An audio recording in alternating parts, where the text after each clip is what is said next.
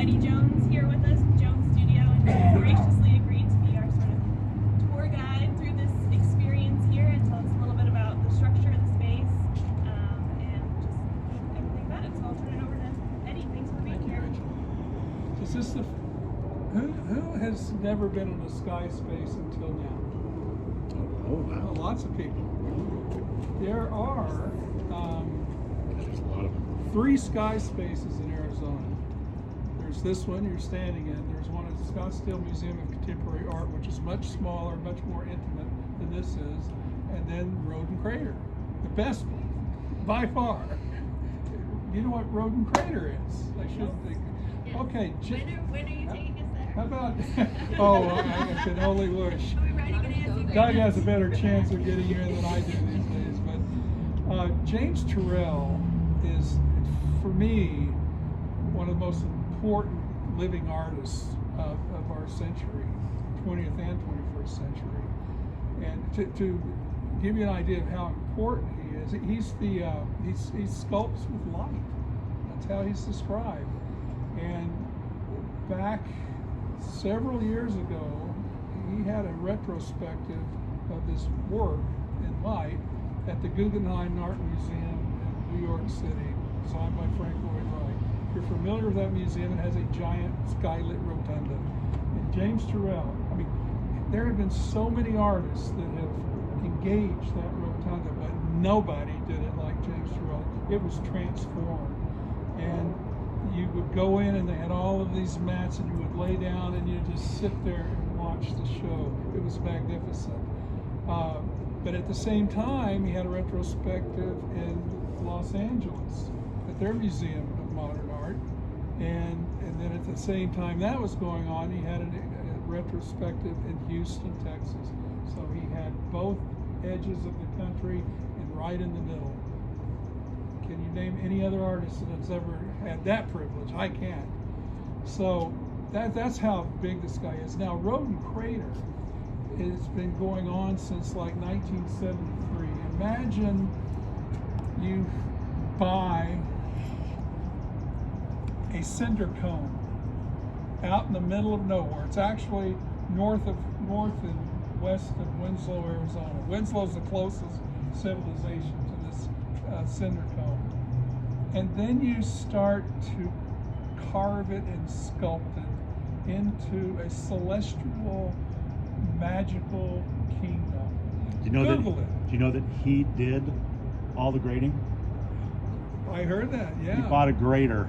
And flew the plane, and Yeah. in the top of the, God, it's so hard to describe, but you gotta Google Road and Crater, you will learn so much. But the top of the crater is dipped in, and the edge around it is just this thin, perfectly level edge.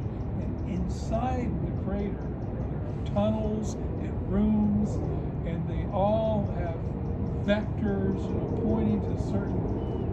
2090, there's going to be a star aligned with this, and you go into that room. I mean, it just blows your mind to hear him explain it.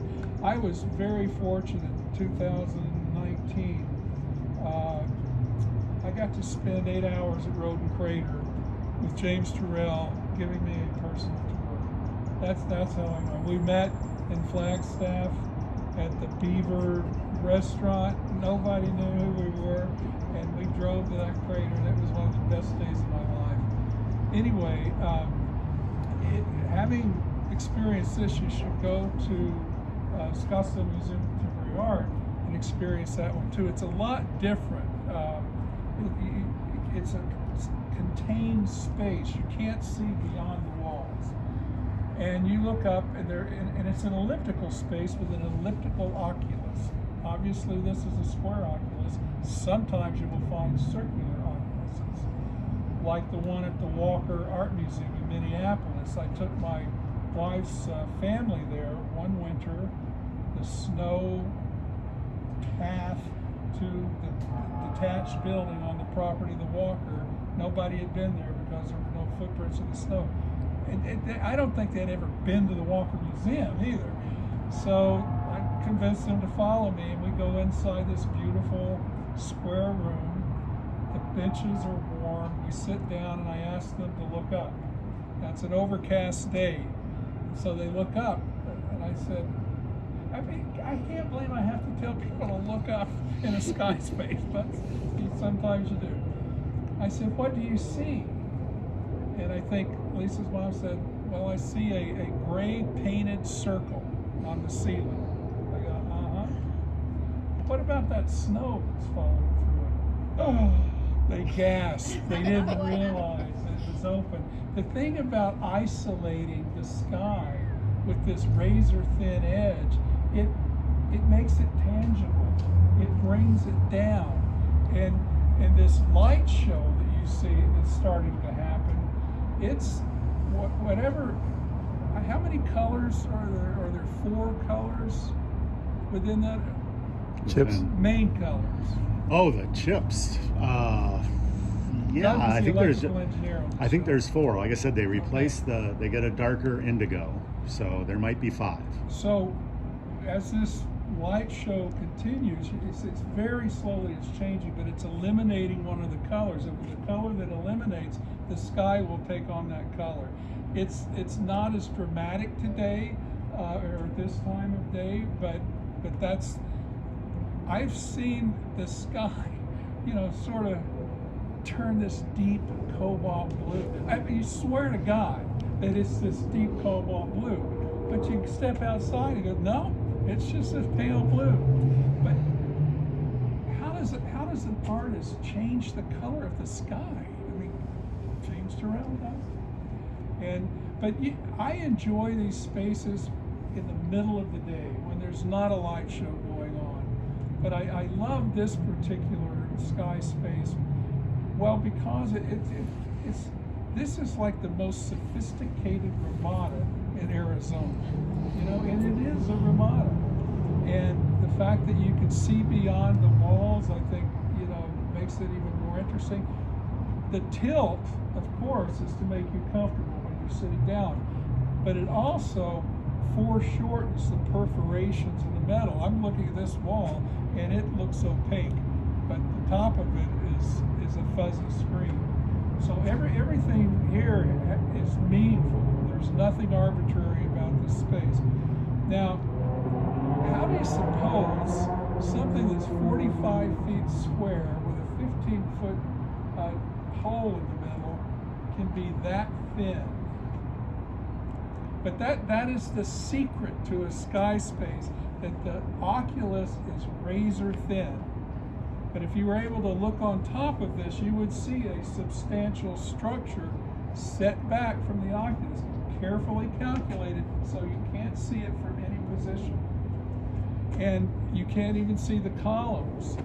And that's because that would contaminate the experience. You see, there's a Skyspace in Dallas at the National Art Museum, downtown Dallas. And it's a beautiful, one of the most expensive sky spaces I've ever been in. And Turrell decommissioned it. He does not claim it anymore. Why? Because there was a skyscraper built across the street, and all you see is the skyscraper now. I mean, you see the sky, but it contaminated the experience so much that Turrell will no longer claim it. So I was sitting here and I saw a 747 pass over, and I wondered, how's that different? But fleeting, it's fleeting. Skyscrapers don't move. Are there any questions?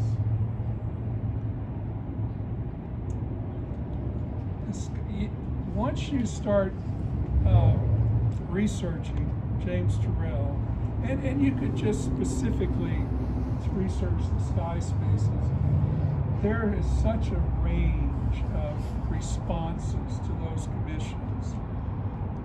The reason I was in Flagstaff meeting with James Turrell was because there was the potential for a 4th sky space in Arizona.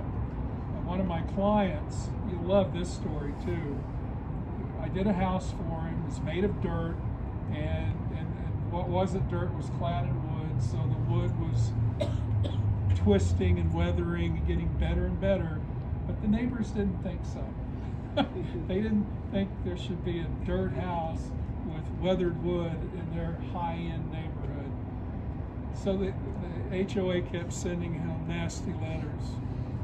This guy was so rich that he bought the other vacant lots, making him the primary property owner and president of the HOA. So I said, Michael, we got to master plan this. I mean, he goes, okay, you know. So I did a master plan of the whole neighborhood, and of course, one of the leftover sites would be for a Skyspace, and it didn't work out. I mean, I won't get into the details, but the man continues to be one of my very good friends. But he owned New Times, Backpage. I don't know if you follow that saga, but anyway, that's how I was able to meet with James Turrell in the first place. What else can I say? The name Heir Apparent, does that? I don't know about the heir apparent, and I couldn't find the explanation for it. But Night Rise is the name. Thanks for reminding me this. Night Rise is the name of the Skyspace at Scottsdale Museum of Contemporary Art. Cool name, Night Rise, as opposed to sunrise or sunset. And when it was getting towards evening, James took me up to the top of the crater. Now, he is in this big-ass pickup truck with tandem tires, dually, they call them dualies, and he's driving around road and crater, and I go, God, you're smashing all the plants, you know, is this legal? We stopped because the sun was setting in the west. And then I go, gosh, that is so beautiful. Let's turn around and face the opposite direction and watch the night rise. It was extraordinary. The horizon was pink, above it was blue, and the most amazing thing, and you have to look close, but it's there, these gray rays radiating from whatever point you're looking at, like the Arizona flag, only they're gray. And that was night rise, and I had never known that existed till that day. He also asked me to lay on one of the benches that surrounds one of the Oculuses. Head down slightly? Yes. That's great. There's a bump in the concrete, and it makes your neck go back.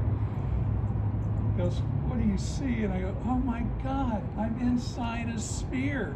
The sky became spherical. Who knew?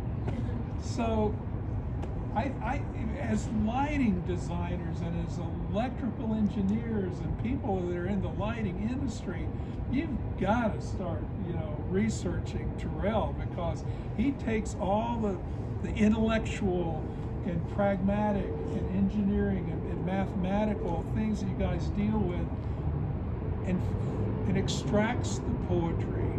And if you can see the poetry of what you do, I think you will all be better at whatever you do. So that's my advice. And as you go down that rabbit hole, you will start discovering new artists too. I steal from Turrell all the time. I mean, if you were to come to my studio, it's like, you stole that from Turrell. Yep, I did. Light coming from mysterious places from around the corner. It's beautiful how there are no edges to light. It always dissipates without being a hard edge. Wonderful lesson. There are exhibits around the country. There's, what is it called? Turrell built this giant fiberglass sphere. It sits on legs. I think it's permanently installed at what's the museum in LA? It's jumping on my head on Museum of Contemporary Art? No, it's at LACMA, yeah. You have to make reservations, but there's a drawer big enough for a human being to lay down on this table, and you get shoved back into this. You don't want to be claustrophobic, but this light show comes on in speckles of light, and And it's an incredible experience. And then you will walk into rooms and there will be a wall of light without any dimension. You can't tell how far away you are from it. The light disappears below the floor, disappears around the floor, disappears above the ceiling. What the hell are you almost like you want to do this to touch the color. There must be a plane of color there that's tangible. There's not. It's all light. He can project light into a corner and there will be a beautiful three-dimensional cube in that corner. I think that's the best known. And the projection is really off the mark because when you try to build something like this, does he think of the whole as the artwork? Or of the whole as the artwork? Or is it still the light itself that he's projecting this? Like, how does he come at his work when he's trying to describe the vision to be built? He's sculpting light. I think it's as simple as that. Really is a sculpture, because you were talking about Road Crater and the pictures I've seen of that one. It is more sculptural. The shapes inside, rather than just being an enclosure to discuss light, they also are reflecting in their own very special ways. It's not just benches around the edge anymore. It's become three-dimensional interaction. So It's perfection to it. yeah, And that bronze staircase that you see going up goes through the offices.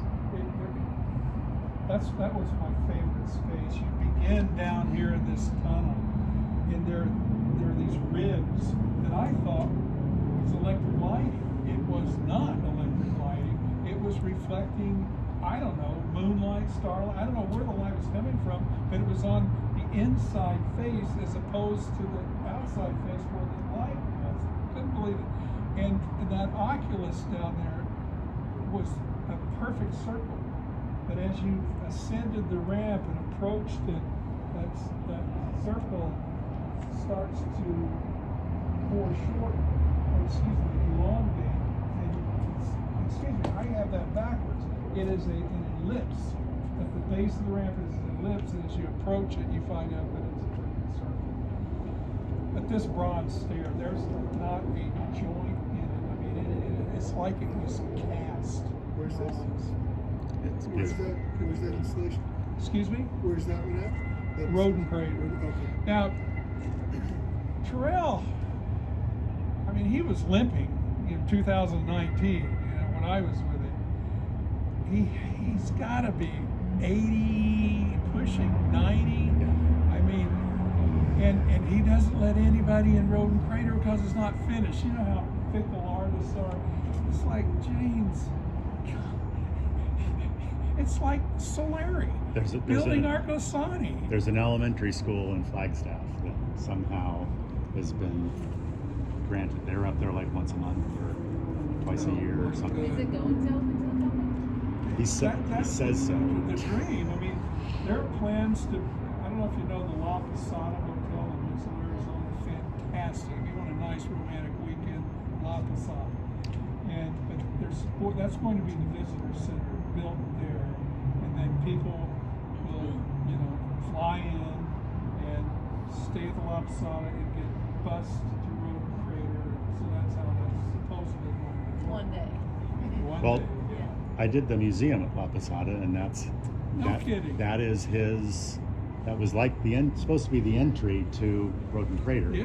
He had quite a few installations. I haven't been up there in a long time, but part of it is dedicated to him. Yeah, that's wonderful people. There's the James Turrell room. I stayed in the Howard Hughes room. I've heard that ASU is supposed to handle the ticketing for it when it actually does become open. to the Well, public. Is that true? I'm a little sketchy on that because, when Michael Crow found out about Road and Crater, I mean, it blew his mind. I couldn't believe it took him that long to find out about it. But he it was in the newspaper, the Arizona Republic pledged $10 million towards the crater. In return, ASU students would be able to tour the crater. I think only a couple of tours have taken place for ASU students because I don't think he's ever gotten the money. So, Yeah, the only stories I've heard of people donating like $10,000 plus to go there privately. I mean, that's too bad, isn't it? But then again, these elementary school students get to go for free. The place is enormous. Rodent Crater.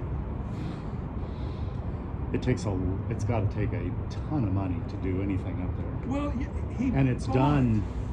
The contractors are it's perfection. impeccable. Impeccable. I mean, it's Yes. flawless in terms of craftsmanship. Yes. Now, Turrell, you're familiar with the night sky zoning laws? Yes. That started in Flagstaff thanks to James Turrell. I mean, that's the kind of clout he has. He also, the land up there is, there are mile sections, square mile sections. Every other square mile is federal land. In order to buy federal land, you have to be a rancher. So what does Turrell do? He buys 5,000 head of cattle. Now he raises beef, and he bought 50,000 acres of land surrounding Rodent Crater, again, so it can't be contaminated.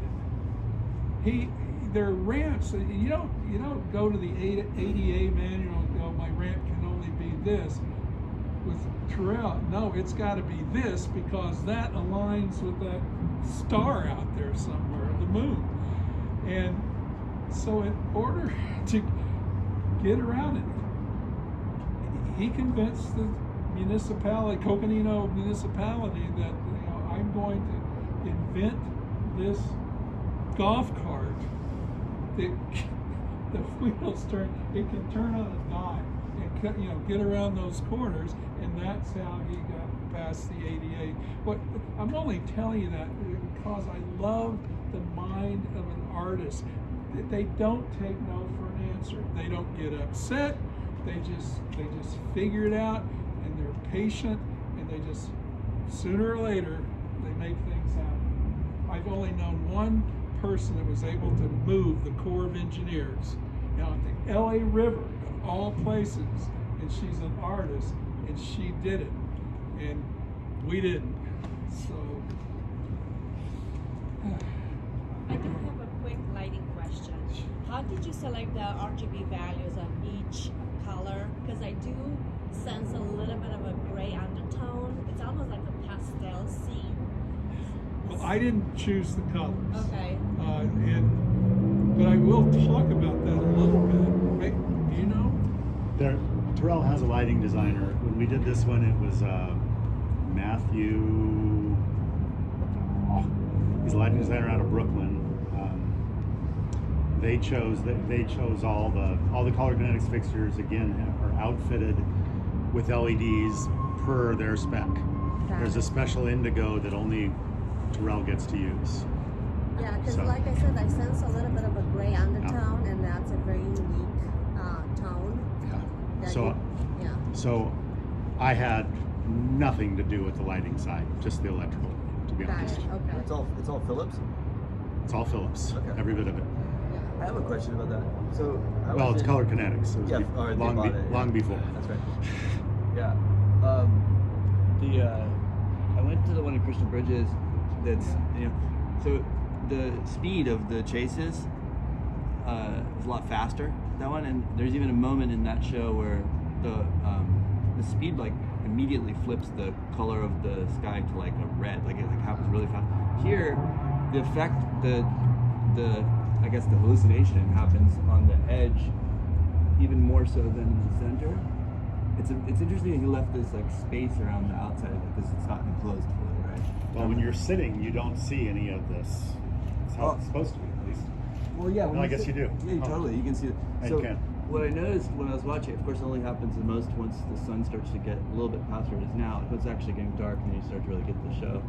But the strip down here actually creates more of an effect than the center. It's an interesting thing. You get the bright green and all that kind of stuff on the sky on the bottom edge, not so much. But the other What do you mean installation. bottom edge? So the outside of the square, rather than the inside square, like the sky that's visible around the strip. Okay. That produces more of an effect actually in this one than the center of this one. I just wonder if he even was aware of that. I just concentrate on the center Yeah. myself. But the programming of this is very carefully calibrated. We were talking earlier. It's whatever day Turrell programs it. You know, it's set to an astronomical clock. It knows what day it is, where the sun's going to be, when it's going down, and it changes all year long. And it's this pre-program of color. The color show will last. I can't remember how long this is going to last, but then I think it goes to white and stays like that for 2 hours, and then it shuts off. No, it goes white, I think, just like for 10 minutes, I think, the main show. And then it drives to the deep color. So which I the guess- color scenes actually change by season, from winter to spring to summer to fall? Well, the timing of it. Okay. So that's updated, like wirelessly, or like on a network or something. That's updated. Somebody comes and updates. No, it's all Astro, it's all Oh, so done. it's already It's all stuck right up in the here. Amazing. So Okay. So are there sensors to register where the sunlight is? I had just read, I'd sent something over to Eddie that supposedly they have programs for cloudy day, Uh huh. and I didn't know that. Yeah. So I'm curious Exactly. if they're tied into the weather service to change that. It wouldn't surprise me. Yeah. I just stumbled in here, by the way. I'm sorry. I don't even know what's going on here, but. No, but Surrounded by nerds. So weirdly, I'll just tell you a really weird thing. So, I'm a lighting designer. You're in the right place. Well, you're in the right place. For two, I'm here because we just took apart our installation. I work for a studio in Los Angeles. We just did a show at the Botanical Gardens. It was like all the geometric light stuff. So the company's called Habicozo, and I'm just like their installer. I'm like their me and the artist work together, right? So, and I just saw Olafur Eliasson's show in Los Angeles last week, and this was like one of the main things that I wanted to see while I was here, you know. And I just had like a weird intuition to swing back by here on the way home just now. Literally just. But yeah, you guys are definitely my favorite. Yeah, we're IES. Yeah. Awesome. So this is a class? This is like a class? No, it's an industry organization. Oh, nice. Yeah, IES tour. Very cool. It's free. You're allowed. Wow, it's $10. Yeah. There's another Turrell installation. There may be even more, a much smaller scale at the Phoenix Art Museum. It's still there. Yeah. The vertical one? Well, I hope it is. Oh. But you know, when I was talking about judging depth, that you'll see kind of what I'm talking about, a much smaller scale. So I encourage you to find that next time you're at the Phoenix Art Museum. I'm sure you all go frequently.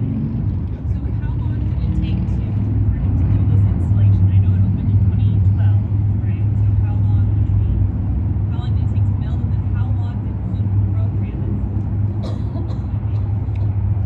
Well, I know that the programming is like forever. Now, as far as construction and design, Will Bruder, I should have given him credit earlier on. But Will Bruder, who was the architect when Skyspace was in contemporary art, which helped Turrell with that Skyspace, was sort of the natural person to hire to do this too.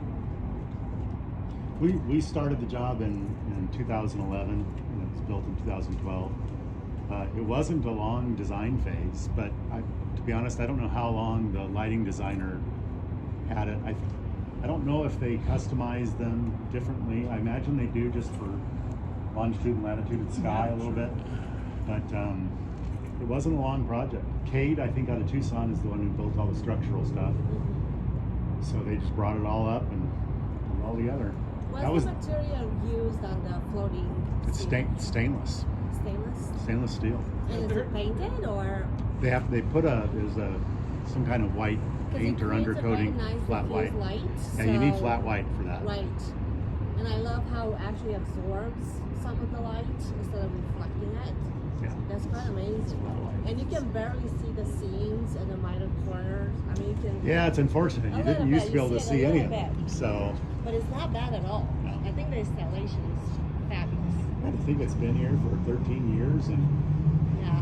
But this was one of the first ramadas, type that Turrell did. all of them were enclosed spaces up until this. I think there was one before this built at Rice University, which had the elevated and floating plane. There's your indigo blue. And I'm kind of curious about. Look at that. Yes. God. I'm kind of curious about. Isn't that amazing? Also, I'm kind of curious about when it rains. Where does the water drain? Because I don't see any water stains. The concrete. No, I'm talking about from The trough. floating, Oh, I'm even saying the light trough. A little bit. I think there might be an angle back a few. Okay. I'm trying to remember. Yeah, because usually you see like water stain around the edges, but I don't see any. Well, it could be maintained too. I know. Oh, okay. You can see the seams too. Yeah. How often are the Does Turrell always work with the same group of people? Like, obviously, he needs a structural engineer for something like this. Is he on the team? Yeah, they got a knife. He's working with the team now. I would have been honored to be on that team. I'm not a production worker. Produce other people's design. It's got a group of young architects now that are having involved. He finds somebody he likes. Surprisingly, when I was wrote the grader with him, we went to his home. I mean, this guy, at the time, 2019, if you wanted a Skyspace, minimum $1 million. That was the drawings and one visit for $1 million. I bet it's more now. So this man who pulls in millions and millions of dollars lives in what looked like two big trailers stuck together and caught the seam. I go in, and it's that classic struggling artist, the single light bulb hanging from the ceiling, kind of doing this over his big drafting table. It was hilarious. And in his drawer, I mean, he's smart. The original architects for Road and Crater were Skidmore, Owens and Merrill, SOM, one of the most renowned firms in the United States. Why would he choose them? It's a giant corporation. Well, the prestige. People will pony up money if they go, oh, this is a credible architect, so sure, I'll write you a check. But I think he's gotten past that now. do we know how often the lights get maintenance? The lights get. Do the lights get maintenance? I would think so. I would think this I thought you said painted. No. And I was gonna say, I bet this gets painted probably once a year at least. Oh, okay. But the maintenance, Idea. having worked for ASU on many projects here, I would say there's zero budget for maintenance. Yeah, if it ain't broke, it ain't fixed. Yeah. Yeah, there was a couple projects where I ended up helping to take down the lights and put them back up. They refurbished the fixture, especially with it being on color kinetics. It's the colors tend to shift. Well, I'm just assuming it's still color kinetics up there. I don't know. Right. That's true. Where are they tucked back? That whole top piece is a trough, Oh, okay. about 12 by 4 or so with 4 runs. And how's the water get out of that?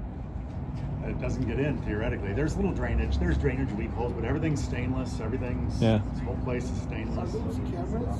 Yeah. Cameras and data enablers, and they- both those headers are chock full of Okay. all the goodies. Is it part of the installation or is it like security? The cameras were ASU, so I think that's strictly security. I think it's in the details though. One on both sides. Yeah.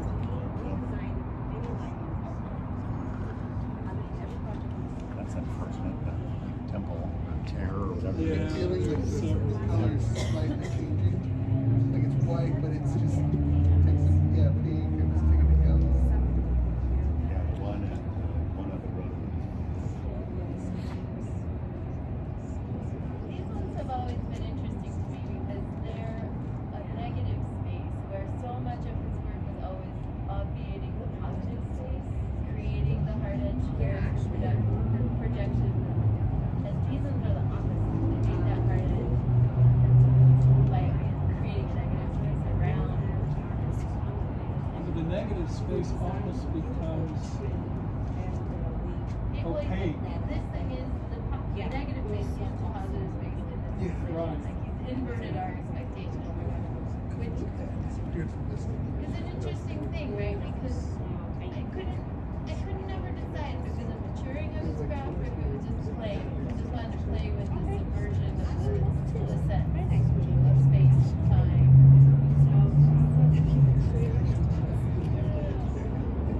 And there was so much of that, like if you go to Tenati and look at the old, legacy technology, where they all started. That's what they were.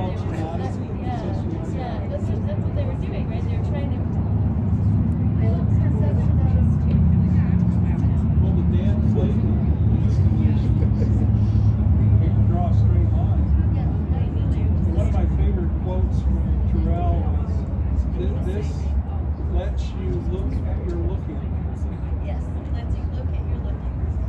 I like that. Well, I was wondering, like, what's in Las Vegas that they did in the tram stops and everything? The tram stop? There's like two different Turrells at different points along the rail line in Las Vegas. And they never, there's just too much going on. I think they don't let you look at Las Vegas quite as successful. They just color shift, right? But in a town that everything color shifts. Well, I don't see how you could ever have one of these in Las Vegas because there's so much electric lighting it overwhelms the sun. And it's down by Luxor where it's darker. Sky's green. Look, the sky's green. Look at all